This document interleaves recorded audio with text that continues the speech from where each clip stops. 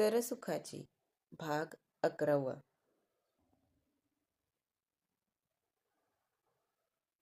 Freshers party अगदी धमाक्यात सुरू होती. मोठ्यानं लावलेल्या गाण्याच्या तालावर सर्वांनी अगदी तल्लीन होऊन ठेका धरला होता. गौरी मात्र या गोंगाटाला अगदी कंटाळून गेली होती. प्राचीला सांगून ती ऑडिटोरियमच्या बाहेर जायला निघाली. इतक्यात गर्दीतून मॅडी मॅडी नावाचा एकच कल्लोळ सुरू झाला. गौरी त्याकडे दुर्लक्ष करत बाहेर निघाली. तेवढ्यात गिटारच्या तारा छेडल्याचा आवाज आला. गौरी तो आवाज ऐकून क्षणभर थांबली आणि परत बाहेर जायला निघाली. थांब ना, मॅडीनं गायला सुरुवात केली. एक क्षण गौरीला वाटलं की मॅडी तिलाच थांबवतोय. तरी गौरी चालत दरवाजापर्यंत गेली. मॅडीचं गाणं सुरू होतं. त्याचा आवाज, गाण्यातले शब्द ऐकून गौरी तिथंच थांबली. नकळत गौरीचे पाय स्टेजच्या दिशेकडे वळले. गर्दीतून वाट काढत ती प्राचीजवळ गेली. काय झालं? प्राचीनं तिच्या कानात विचारलं. काही नाही, गौरीनं नकारात्मक मान हलवून सांगितलं. प्राची तिच्याकडे बघून मंद हसली. मॅडीच्या गाण्याच्या तालावर सगळेजण मंत्रमुग्ध होऊन थिरकत होते. गाणी न आवडणारी गौरी मॅडीचं गाणं अगदी तल्लीन होऊन ऐकत होती. फ्रेशर्स पार्टी संपली, पण गौरीच्या कानात अजूनही मॅडीच्या गाण्याचे सूर घुमत होते. गौरी तिच्याच नकळत मॅडीनं गायलेलं गाणं गुणगुणत होती.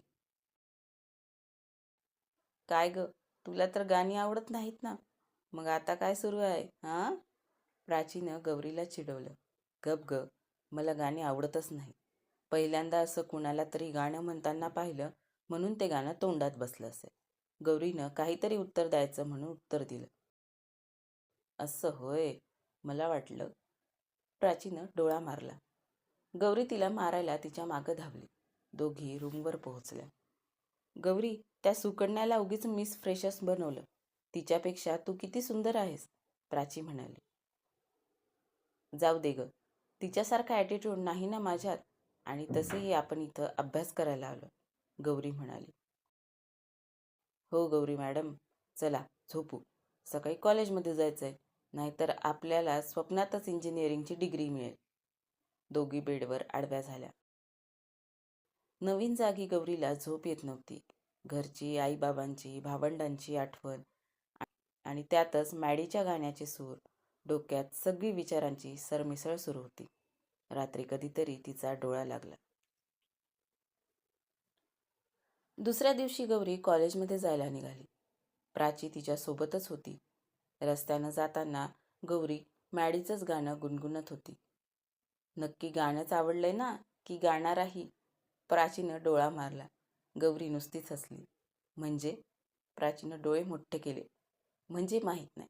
गायक आवडला आणि गायक म्हणूनच आवडला बरं, पण त्याचं नाव नाही आवडलं. गौरीनं खांदे उडवले. खरंच? मग एक काम कर, तुझ्या आवडीच्या गायकाला त्याचं खरं नाव विचारून दाखव, प्राची म्हणाली. त्यात काय, दिसला की लगेच विचारते की नाही बघ, गौरी बोलत होती. तेवढ्यात तिला मॅडी पार्किंगमध्ये बाईक पार्क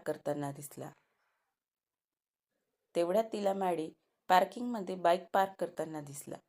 प्राचीला सोबत घेऊन ती मुद्दाम पार्किंगजवळ गेली. उजव्या हाताच्या बोटात चावी फिरवत मॅडी तिथून निघाला होता.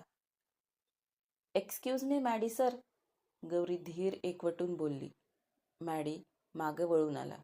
काही गरज होती का आवाज द्यायची? अगं सिनियर आहे तो आपला. फटकन काही बोलला तर उगीच 4 लोकात हसं होईल आपलं. मी तर तुला सहजच म्हटलं होतं. प्राची गौरीच्या कानात कुजबुजली. गौरीनं तिचा हात कचकन दाबला. मॅडी सर, काल फार छान गायलात तुम्ही, गौरी शब्दांची जुळवाजुळव करत कसंबसं बोलली. फर्स्ट इयर, फ्रेशर्स बॅच, मॅडीनं प्रश्न विचारला. अरे यार, मेलो. आता काही खरं नाही. प्राची पुन्हा गौरीच्या कानात खुसफुसली. गौरीनं तिला एक चिमटा काढला. हो मॅडी सर, काल फ्रेशर्स पार्टीमध्ये तुमचं गाणं ऐकलं. What is this Maddy sir? ऐकायला तरी चांगलं वाटतं का? मॅडी म्हटलं तरी चालेल, मॅडी म्हणाला. नको सर, तुम्हाला एकेरी आवाजात बोललो तर बाकीचे सिनियर्स अजून रॅगिंग घेतील, प्राची पण बोलली. पण लगेच तिनं स्वतःची जीभ चावली. कोणी काही म्हणणार नाही. सगळ्यांना माहिती आहे मला मॅडी म्हटलेलं आवडतं ते, आणि माझ्या वाट्याला कुणीच जात नाही. मॅडी म्हणाला. त्यावर प्राचीनं मान डोलवली. पण तुमचं नाव असेल ना काहीतरी. मॅडी हे निकनेम वाटतं म्हणून. गौरी बोलता बोलता थांबली. मल्हार, मल्हार देवकते, मॅडी म्हणाला. ते आनंदराव देवकते? मी कॉलेजमध्ये ट्रस्टी बोर्डवर त्यांचं नाव वाचलं होतं. तुमचे कोणी नातेवाईक आहेत का? प्राची परत मध्येच बोलली. माझे वडील आहेत ते. मी मल्हार आनंदराव देवकते. त्याचंच शॉर्टकट मी मॅडी केलंय, मल्हार मोठ्या कौतुकानं सांगत होता. मग तर मॅड होईल ना. मॅडी कसं? प्राची गौरीच्या कानात परत खुसफुसली. Nice name and nickname to.